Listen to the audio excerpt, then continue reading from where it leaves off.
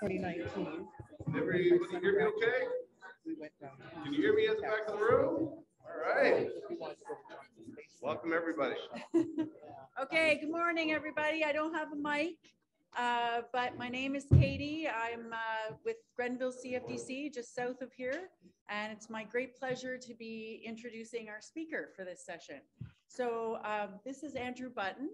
Andrew is with Mashup Lab. So I'm going to tell you a little bit about his background, and I'm also going to let you in on a secret, which is that his bio is a lot longer than what I'm going to read to you, and this is all really interesting. So I'm going to give you the abridged version, and I hope that through his talk we'll learn a little bit more about his background. So after a 15-year career working in rural Atlantic Canada with the various businesses and economic development organizations, Andrew founded Mashup Lab. And that is a more than, or I'm going to get this right, for more than profit company focused on one thing: unleashing the entrepreneurial potential of rural places. So in just the past 36 months, Mashup Lab has successfully scaled its Dream Business program to rural regions throughout Canada and the US, working with more than 320 aspiring entrepreneurs in 150 different rural communities to start and grow 200 businesses. That's all, I mean, right? Yeah, that's amazing. I don't have a microphone, sir. I'm sorry, they didn't turn it on. Oh, yes, I will. Okay. So for the translation, so hang on, let me finish the bio. One more thing I want you to know about Andrew. Andrew is from a small rural community, naturally, in Newfoundland, married a girl from a small rural community in Nova Scotia, where they now call home with their 2 boys. Okay, so that's enough about Andrew. Thank goodness. Thank goodness. So a little word about the translation. We do have simultaneous translation in the room. The sets are back there.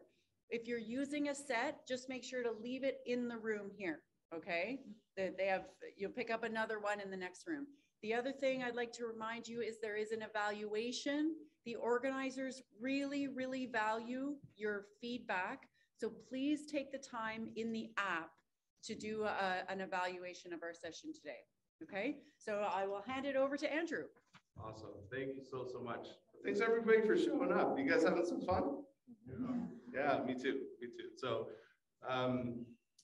10 years ago, if you had come to my town and said, Andrew, there is untapped entrepreneurial talent hidden in your community, I probably would have ran you out of town. Right? Because I took it as a point of pride to know everybody, I thought, that was working on business ideas and working on something new in our community. I invested a lot of time and energy digging around. And I'm here standing in front of you today, 10 years later, to tell you, like, I didn't know everybody that was working on those ideas. And what I'm hoping to share with you over the next 90 minutes or so that we're together is some of the insights and learnings that we've been gaining from the work that we've been doing as we've been scaling our virtual business incubator program across rural communities in Canada and the US. And hopefully through our conversation together today, you'll go home maybe thinking differently about a few things, maybe gaining some of those insights that, you know, I learned some of those hard lessons for us all. I'll share some of those, and perhaps, you know, going home asking some better questions. So there's 3 things I want to do to kind of get the conversation started. I'm going to share some background and context so you get a sense of where this learning and insight came from. I'm going to share with you sort of the top 10 things that I feel might be useful and helpful things that I learned, again, that I wish I'd known in my economic development days. And then what I'm really hoping for is for us to get into a conversation about any or all of that things that you guys want to dive into. So you guys are going to actually dictate how the story ends here today. So my goal is to take about half of our time to give you some of that background context, get you thinking about some things, write down some questions, that sort of thing, and then we'll open it up and see where the conversation goes from there. Sound like a plan? Sound like a little bit of fun? All right. So if it didn't sound like fun, here's a hook. We're going to be giving away $50,000 in free programming for those that stick around to the end. All right. So if you're like, this is not my cup of tea, but hey, maybe we can get some awesome programming to bring back to our community. Stay in the room until the end. We'll tell you how to access that.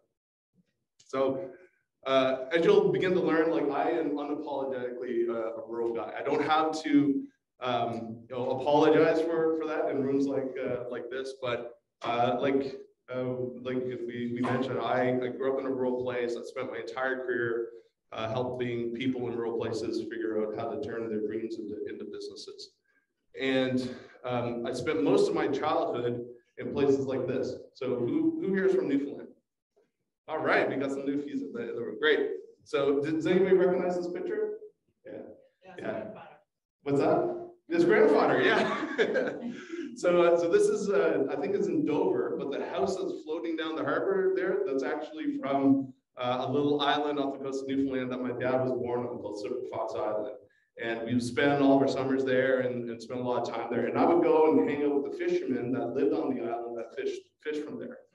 And what I can tell you is most of those fishermen very rarely had much more than a grade 5 education.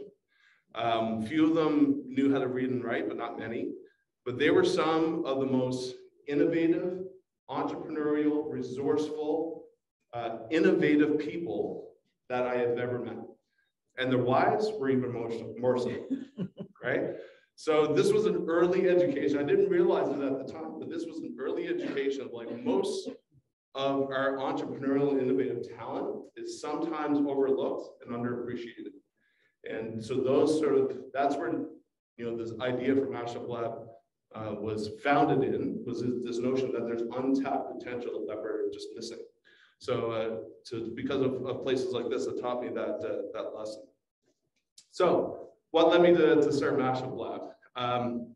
So like we mentioned, I spent 15 years in economic development, and anybody that's spent any time doing this kind of work in a rural place can appreciate that you very quickly get spread a mile wide and can only go an inch deep on a lot of things. And while I was super proud of the work that we were doing and felt like we were making progress, what I began to notice was that there was a massive pool of untapped entrepreneurial talent sitting in my community, not plugging into this ecosystem that we had built for them, right?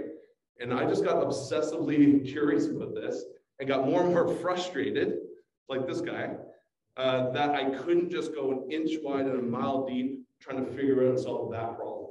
Because I felt like if we could do that and we could figure out how to get those people off the sidelines and into the game, it could have a massive impact, not only in my own community, but communities sort of North America. So this was sort of the big aha moment for me as I went through that. So again, this is just some context to share what we're going to share, right?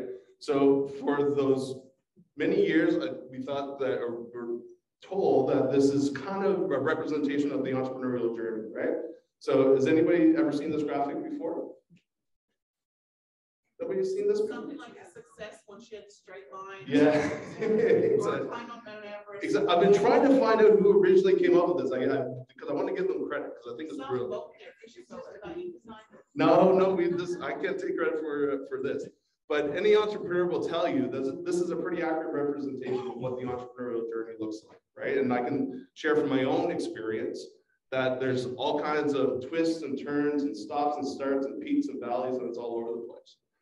But the big aha moment for me was I realized that there was a part of this picture that was completely missing, right? And it was this piece right here, right? This squiggly, messy, all over the place part of the entrepreneurial journey that entrepreneurs go through before they even step onto the bike and start pedaling for the first time. And what we're realizing way back when, and even more so now, is that the pool of people that are sitting in that squiggly spot of the entrepreneurial journey is actually exponentially bigger than the entrepreneurs that are plugging into our ecosystem that we're able to put a face and a name to, right? And in my economic development days, and this is held true for many rural regions that we work in. So this isn't necessarily unique to Nova Scotia. It happens everywhere. But most of the attention, resources, focus, programs, supports, all that stuff is designed around that part of the entrepreneurial journey. And what we're realizing is that there's a huge gap in the kinds of things that we do in that part of the entrepreneurial journey that get people, again, off the sidelines and into the deep. Because if you can do that, if you can figure out how to get their attention and build up their courage and confidence to take those first few steps, a whole world of resources open up, right? Which you guys would know all about. So that's where Mashup Lab was born. It was the identifying that problem. It's that I just want to go and do that, and solve that part of economic development, and see how we can make an impact there. So we were trained to think that that was step one. In fact, it's actually step 4 in my mind. And I'm happy to dig into more of this if you guys are curious and interested in why I think that. I won't spend our time there today. We've got lots of stuff to talk about. So real quick overview of Mashup Lab and what we do. So there's really sort of 3 areas of our activity. We run what we call activation events, mostly online. I own several co-working spaces in rural Nova Scotia. And what I want to spend most of my time on today, because the thing that's actually having the biggest impact of all of that, is our virtual business incubator. But I'll overview the other 2 really quick. And if you want me to dive into any of that in our conversation afterwards, I'm happy to do that. So activation events, this is just one of them. So this is a organization that I sort of helped found in my community called the Awesome Foundation. There's actually chapters all over the world. I heard about it from a couple of friends of mine in Calgary, actually. And we give away $1,000 cash, no strings attached, every month to people that want to go do awesome stuff in our community. So, completely community-backed, micro-funding, zero government money into any of this. We've now given out over $80,000 in $1,000 chunks to all sorts of ideas. It's not just business ideas, but like things for community gardens and like fun, whimsical, silly stuff. Like I think we gave $1,000 to a guy to make a Twitter bubble machine, so you tweet at it and shoots bubbles at the side. It's just like fun stuff like that. But we're also realizing that a significant percentage of the ideas that show up for Awesome translate into dozens of new businesses in our community in lots of serendipitous ways. So it's a little bit of a kickstart, if you will, like activating those that are sitting on the sidelines. So anyway, happy to chat more about that. Co-working spaces, I won't spend a whole lot of time here, but I've now been a part of creating and developing 5 co-working spaces in rural communities, some with as populations as small as 700 people and others 8,000 people. We currently run and operate 2 in Nova Scotia on the South Shore, one in Bridgewater, Nova Scotia, one down in Liverpool, and learning lots of stuff about that. And those 3 things, the activation events, the actual physical space, and sort of this virtual incubator kind of fit hand in glove in a lot of ways. So again, I'm happy to dive into that. But this is where I want to spend most of my time with you today, is around sharing where a case study of how we went from 1 cohort of 8 people to scaling that program across the entire province, but more importantly, the things that we've learned going through that messy experiment. And yeah, some things that surprised us, again, that I wish I learned. So just quickly on, just again for context, the structure of that. So when I say virtual business incubator, it is delivered 100% online with a live facilitator. We work with groups of up to 15 people at a time, and they get together every week for 6 weeks, and unlimited one-on-one coaching in between. And the goal and the purpose, and this is really important, I'll come back to this later, but the goal and the purpose is to help them figure out what is the awesome business model behind this great idea that you have. And can we get you to a point where you could go into a loans officer in a CF office and actually explain what it is you're doing, how it's going to make money, and why it should exist in the world. So it's not necessarily technical training or education. We get into some of that, but the goal is to get them through this process, again, off the sidelines and into the game, so that they can plug into that whole ecosystem. So that's where we focus.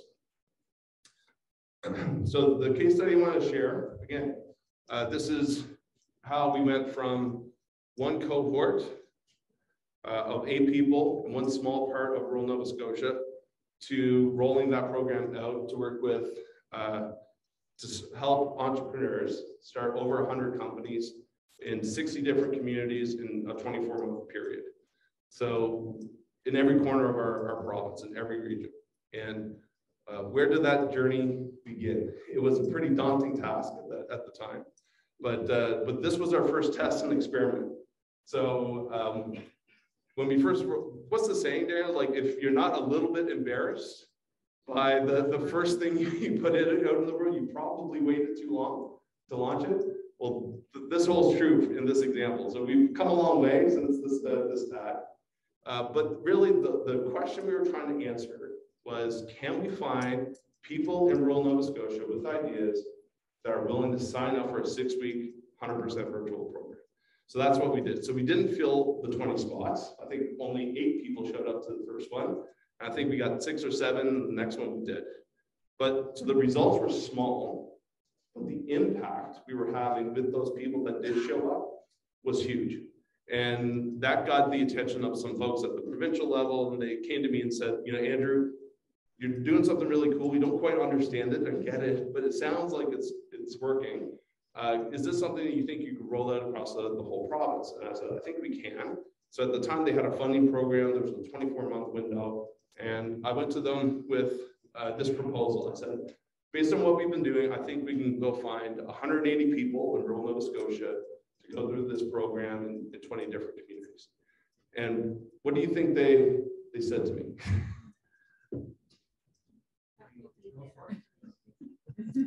That might be a bit optimistic. I think that was a kind version of what they said. Like, and they were kind of it, I have to say, but they kind of gave me that look of like, this guy's good luck finding 180 people in rural Nova Scotia willing to go through a 100% virtual program in a province that has notoriously crappy internet in rural Nova Scotia, right? Like, good luck, bud, right? It's kind of the message I got. But luckily, I had some champions kind of in the mix, and they said, you know what? It's probably optimistic, but if there's anybody that's going to go figure this out, it's probably this guy. Like, let's give him a shot. So I'm like, great, challenge accepted. Just watch me. Is kind of the mindset I went into this with. It had no idea how we were actually going to execute on that based on this little experiment that we did. So long story short, over those 24 months, we not only filled those 180 spots, we put 200 people through that process. And those 200 people, again, started over 100 companies in 60 different communities in every corner of our province. So while a lot of people were like surprised by that result and that outcome, I actually wasn't all that surprised by that, right? I was like, I knew that entrepreneurial talent was out there. We've learned a lot of stuff on how to get their attention and get them activated. But I think we're actually just at the tip of the iceberg with this. There were a couple things, though, that did surprise me. That's what I want to share with you. Some things that we went into this process not anticipating and outcomes that we didn't expect, right? And the first one was this. To fill those 200 spots, we actually got 450 applications from dozens and dozens of communities all over the place, people we've never heard of before. So we could have easily doubled or even tripled. And this was with a few emails and a few Facebook posts and a whole ton of grassroots community effort to make this happen. So like, this is interesting to me. We didn't expect that.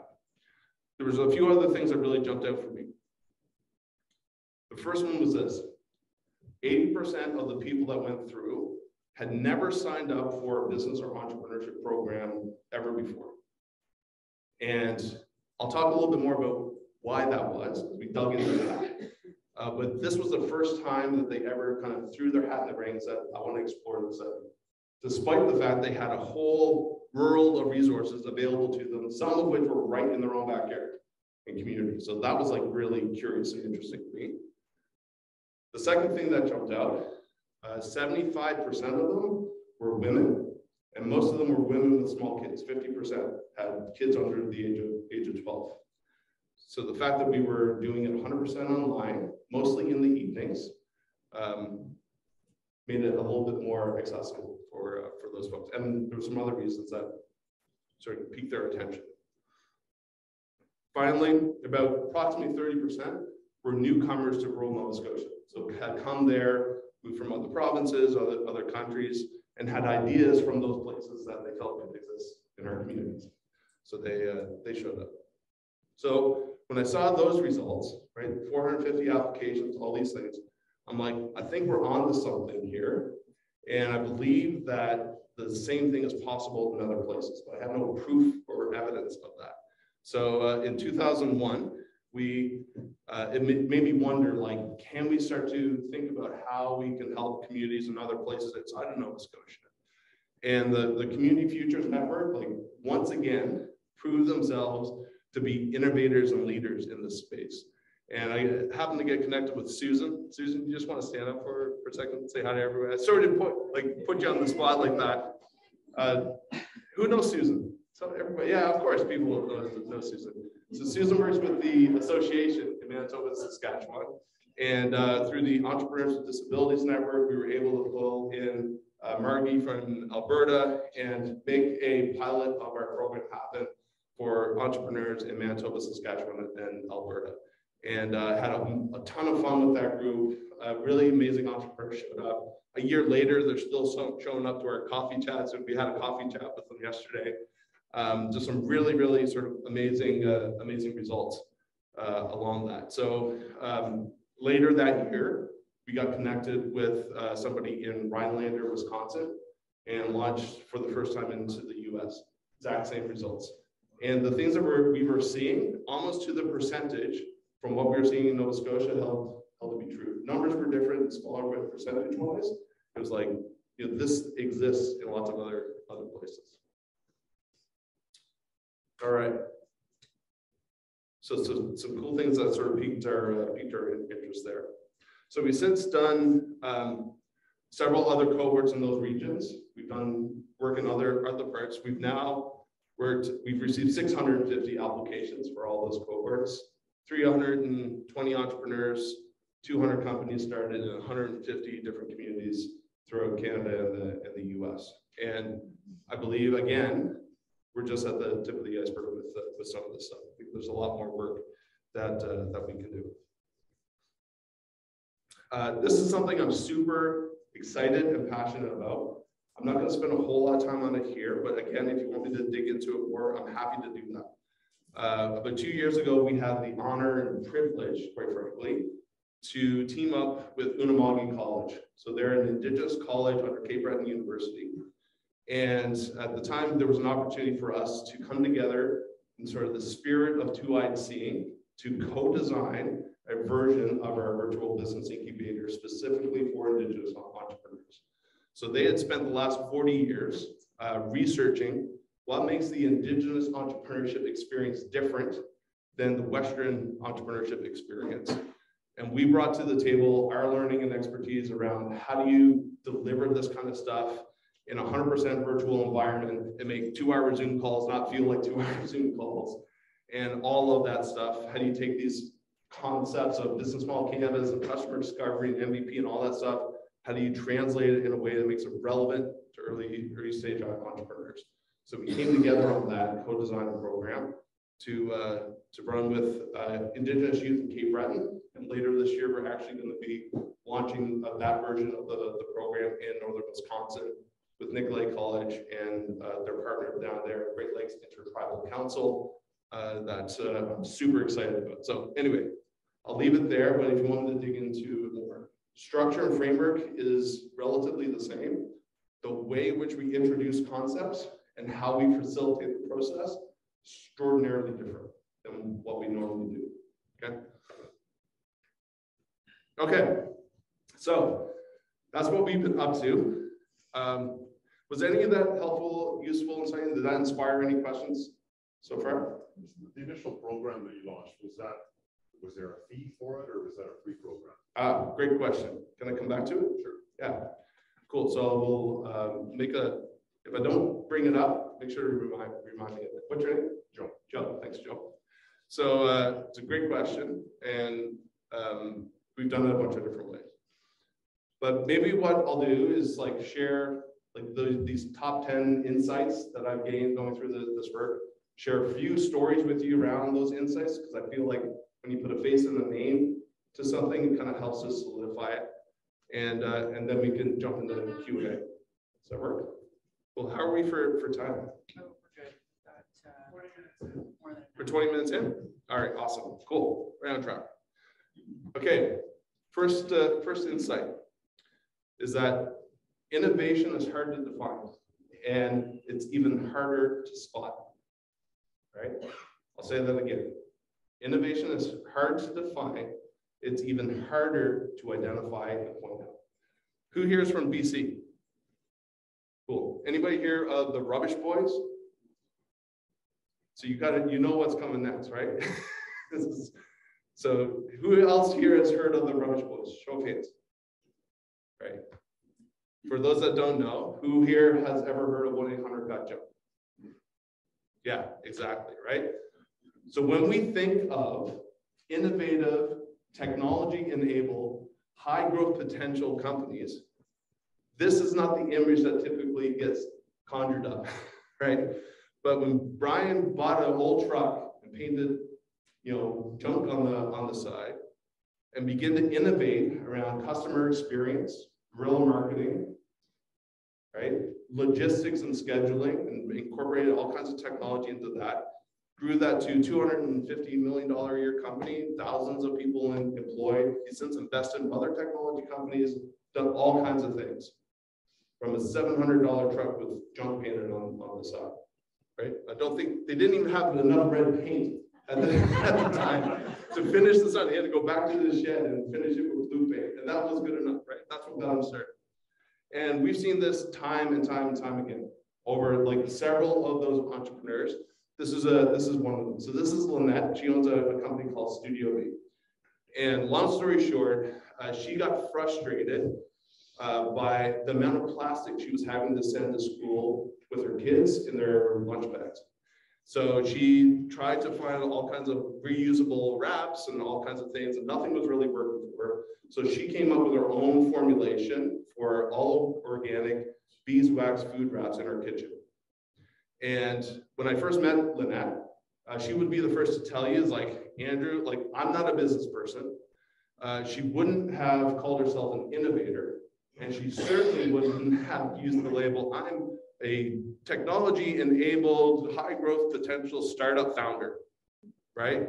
She certainly would have done that. But guess what? She is every single one of those things. And if the thing that she developed came out of some university somewhere, we'd be probably holding it up as some of the best technology that's been invented on the East Coast, right? So here's the thing. Here's my point. Sometimes our most innovative and entrepreneurial talent are hidden in plain sight. We just got to know how to look for them and what to look for. And sometimes just give them a shot to get off the sidelines and into the game. They do all kinds of extraordinary things. All right, so that was the first one.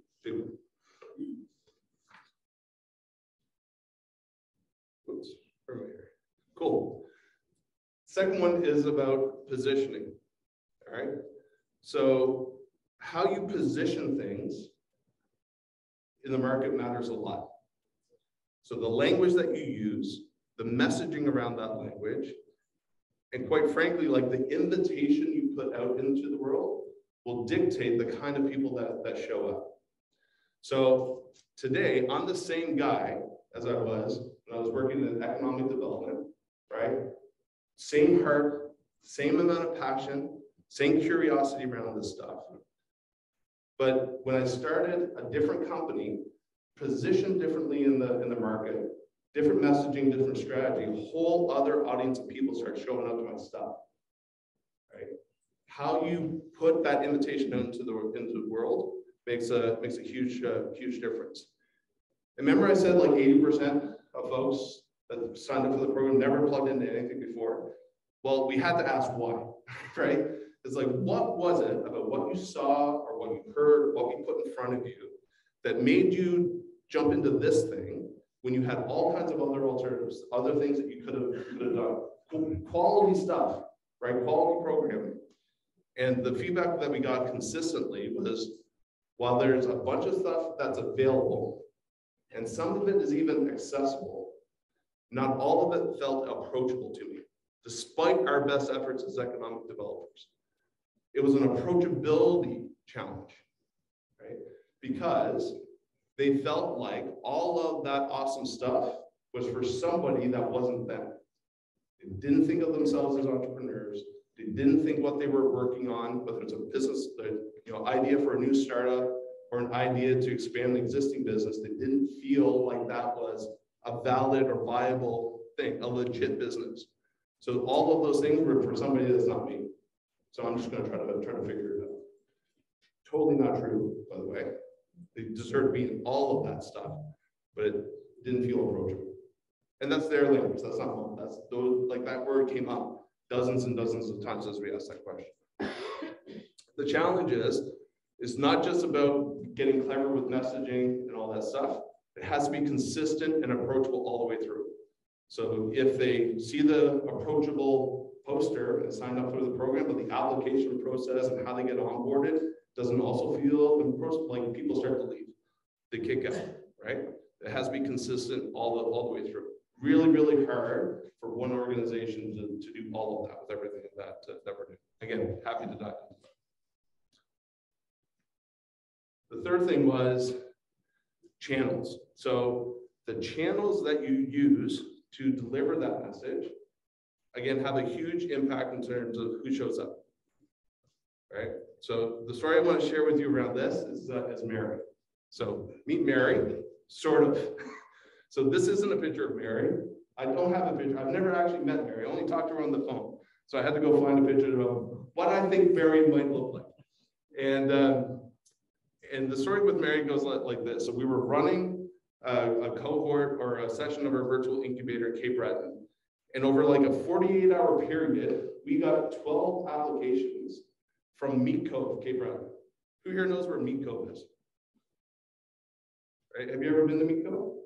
No. Oh, okay. Who's been to Meat Cove? You have. Oh, wait. Have you tried to make a cell phone call from Meat Cove? No, you can't, right? So good luck getting a cell signal up there, no less high-speed internet to take a virtual incubator program. Like, how do we just get 12 applications from a community of like, what, 500 people out there, 300 maybe? 200? Okay, so not many people in Meat Cove. And we got 12 applications from this one little spot. Like, what the hell is this all about? So anyway, we had to ask, right? So we went out and called them up and said, great, you just apply for this thing, awesome. How did you hear about it? And they were like, oh, I got Mary's email. I'm like, okay, that's interesting. I called the next person. How did you hear about it? Oh, it was in Mary's email. I'm like, okay. Third person, I'm like, how did you hear about it? Oh, there was a bunch of us that are on Mary's list. I'm like, who the heck is Mary? And what is this email? So come to find out, long story short, Mary actually lives in Quebec, Scotia. It's part of that region. She's, at the time, was 73 years old, a volunteer with her local church auxiliary. She would spend her days going around all the bulletin boards in town, walking around town, making note of stuff. All the cool stuff that was happening in the community, upcoming events, she would put that in a weekly email and send that out to everybody in the community, right? So you came to town, you weren't on Mary's email, like, you didn't know what was going on. Everybody got on Mary's email. I don't know how many people she had on that list, thousands of people in that region. And somehow our stuff landed on Mary's radar and she shared it out with that group. Resulted in 12 applications from a community of a couple hundred people. I think we accepted 8 of them into the process. 6 of them started businesses. A couple dozen people working in a community of that size. Wow. Huge impact from a young lady in Quebec that didn't hold a title or a position in our ecosystem, but held the trust and attention of the people we were trying to communicate with. And I can bet you there's a Mary in every single town and region across this country.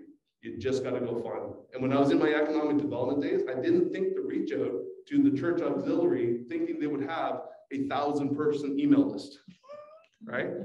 So that's just one example. That it happens in like every place that we go looking for the merits. And with help with the community partners, we find them often. And when we do, they're awesome. Thanks, Mary. The other big insight, and this was something that was challenging for me in our economic development days and why I decided to create Mashup Lab the way that I did.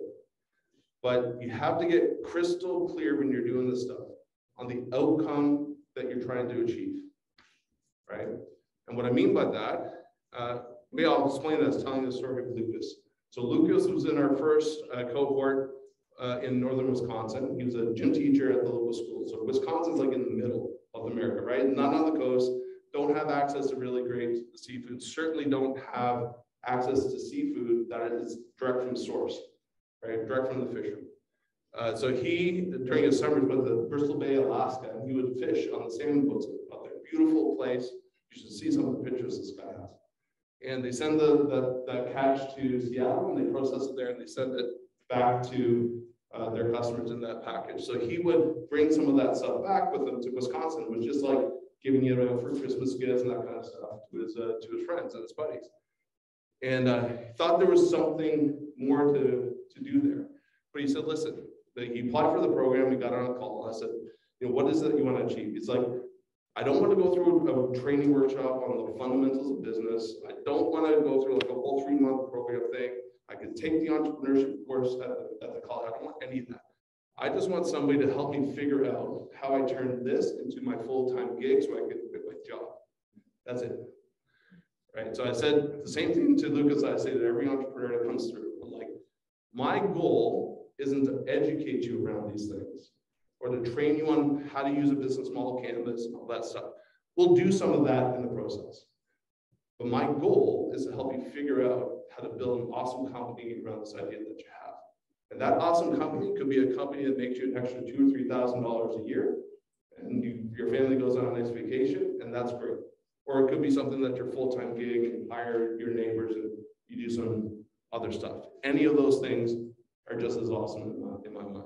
So he was like, great, I'm in. And long story short, he's since figured out how to get a bunch of salmon into Wisconsin. His big problem now is cold storage. They don't have like cold storage facilities, so he pre-sells everything before he goes to Alaska. And people come to him other times of the year like, hey, you got any more of that salmon? He's like, I don't fish again until July, so good luck. So he's got to figure that part out. But the biggest compliment he gave us was, you know what? When I first got into this, I'm like, what the heck are these guys from rural Nova Scotia going to be able to do to help me in the middle of Wisconsin figure out how to get this business idea off the ground? He's like, you know what? It feels like you could be just down the road. Like I forget that you're on the other side of the country, you know, helping me with this stuff. The technology for him just like kind of fell to the background. All right, couple more we'll run through quick and then we'll open it up for questions. We heard this yesterday, and me and Sebastian didn't plan this out, but you know, start before it's perfect. So we had a problem around broadband internet in rural places. We had all kinds of challenges figuring out how to get the attention of people that don't typically pay attention to this stuff. We didn't have the answers to all those questions, but we started anyway. We figured it out as we go, right? And who saw this card on the table yesterday, right? You don't have to have all the answers to start. And I found that in my economic development days, there was so much process and checks and balances legitimately there, but sometimes it slowed us down from doing experiments that don't always work out, right? So sometimes you try some stuff, it doesn't work. You don't maximize the impact you're trying to have, but you sometimes maximize your learning around how to have the big impact. And that was the first sort of 2 years that we were doing this. It was, we figured out all of those answers as we went and figured out how to make the impact of 300 plus entrepreneurs starting 200 companies and 150 communities, right? We didn't know that 4 years ago. This is probably one of the biggest insights. I'm still not quite, like this is a bit of a pet project of mine. Sometimes the biggest impact we have going through this process is hard to measure. It's hard to know what the ripple effects are, but I can tell you one thing, it is impossible to ignore. So the story I'll share with you around this is Jan. So Jan is an Indigenous entrepreneur from Pictou County. And she's always been a storyteller and fascinated with stories. So as a kid, she would go around with like her little recorder, like interviewing her brothers and sisters and parents and aunties and uncles and all that stuff. And when I first met Jan, she, as a gift for some of her family, she would go and interview your favorite aunts and capture the story of their life and ask them questions in their own words. And then she would take that and produce this beautifully curated personal podcast of that person's life. Just an amazing, amazing gift. And when I talked to Jan, she's like, oh, I just do that as a hobby. Like nobody would pay for anything like that. And I almost looked exactly like that. Are you kidding me? Nobody would pay. Like that is a beautiful, beautiful product. So long story short, she ended up going through the program, realized there was an absolutely viable, scalable company there. She, over the course of COVID, actually chose not to pursue the business, other priorities in life, and she made the choice not to go ahead with it at the end of the day. I think she did it for a while and then decided to push the pause button. Here's the thing. Her confidence and courage around calling herself an entrepreneur, thinking what she was working on as a business, went through the roof in those 6 weeks. And her 7-year-old son would often be on the calls with us. So that's one thing that we do, just completely normalize the kids being around. And we've had mothers that need to breastfeed newborns and they just shut their camera off and do their thing. We just normalize all of that. What's the impact of that 7-year-old that sees their mom going through an entrepreneurship program, right? What's now in his mind of what's in the realm of possibility from a rural place? That's the impact, super hard to measure, right? Impossible to ignore. And I've been trying to find some academic institution to help me try to figure out how to measure this. I'm sure they're out there. We're not researchers and academics, but I know the impact is there. Confidence and courage is also a big impact. Hard to measure. Couple more. This is kind of gets to your question. Currency comes in lots of different forms, right? So when we were first doing this, people said, "Oh, free program. Nobody's going to sign up. They got to have some skin in the game, right?" So paying $100 or $20 or whatever the amount is that we charge is only one form of currency. So what I say to folks is like, even though there isn't a financial commitment to go through this, it's been paid for, it's sponsored, it's free for you as an entrepreneur. There's a significant time commitment that's invested. There's also a significant social commitment that's invested. I'm going to now talk about this idea I have with 14 other people on this call, and now I got to do something with it. I'm committing to moving it forward, right? Internalizing that is sometimes a bigger cost to them, a bigger currency than the $100 that we might be able to charge them for. And that ends up being a huge barrier to getting some of those people off the sidelines into the game. So that's why I wanted to wait to answer your question. Did that cover it? Yeah, okay. If it didn't, feel free to ask it again. The other big thing was diversity. And the more diversity at this stage of that messy part of the entrepreneurial journey, the better. And I don't mean diversity in sort of our traditional context of gender and ethnicity, culture and demographics and all that stuff. That is included, but also diversity of ideas.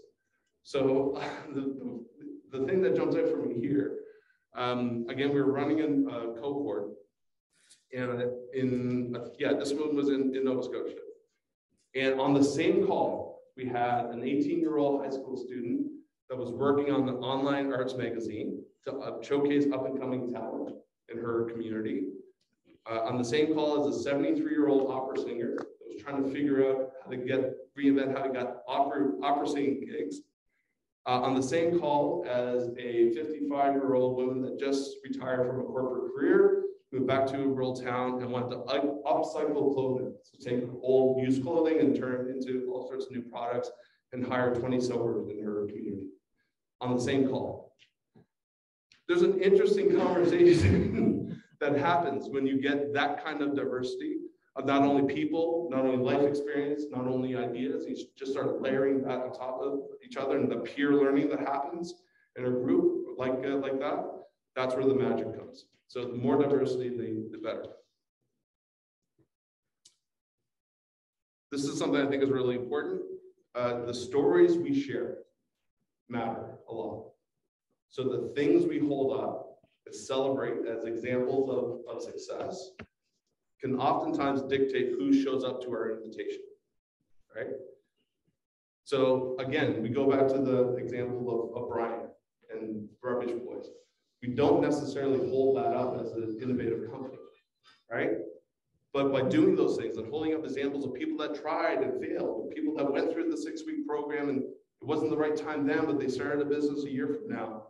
Those kinds of stories that we share are just as successful in my mind at getting that untapped talent off the sidelines and into the game, right? We often tell the stories of people that have started businesses, expanding, hiring people. That's awesome too. But we forget a whole other set of stories that oftentimes leaves a lot of people on the sidelines. Okay, last thing I'm going to share with you is this. In this work, in my economic development days, there was a lot of focus around sort of the final end of that entrepreneurial journey, right? Finding those scalable businesses that can come in, hire lots of people in our community, do things globally, all that stuff, which is awesome. We also need to think about not just scaling up, but finding companies that can scale deep.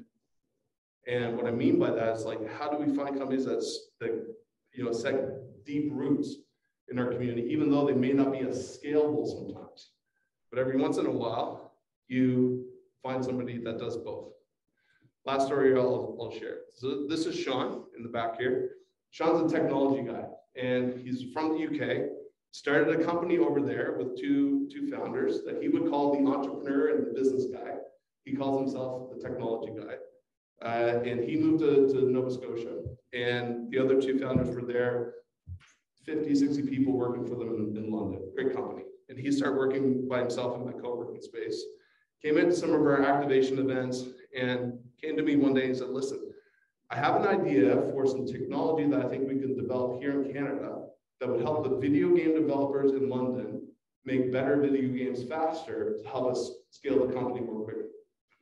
And he's like, I don't know how to pitch that to my business partners for them to give me the green light to invest money and go and build this division in our company. So we pulled a bunch of stuff out of the virtual business incubator, got him through it. Long story short, he made that pitch to his partners. They gave him the green light. He used my co-working space to build his team and start to find the right people to build the technology that he was looking to build.